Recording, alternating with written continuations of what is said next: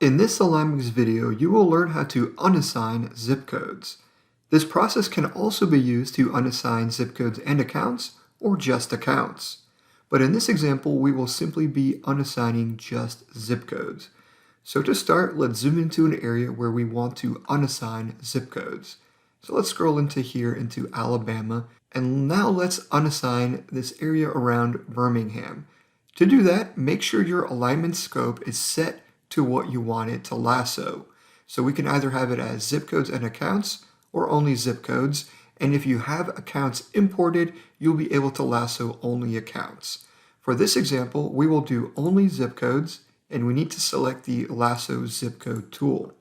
So now we'll lasso an area, and as we lasso it, we grab all those zip codes and then let go.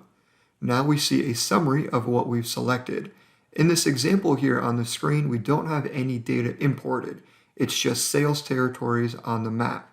From here, we click on Next, and now we can click here to unassign zip codes and accounts. Remember, in this example, we don't have any accounts imported, and we've also only lassoed zip codes. So if there were accounts here, we didn't lasso them because we changed that alignment scope. And now let's click here on the Next button, and now you see that area has been unassigned. So there's still territory to the north of Birmingham and to the south of Birmingham, but none of these zip codes here in Birmingham are assigned. And we can validate that by lassoing this area here. And now when we let go, you'll see that there are no territories assigned to those zip codes that we've just lassoed. And there you go. You've just learned how to unassign zip codes in AlignMix.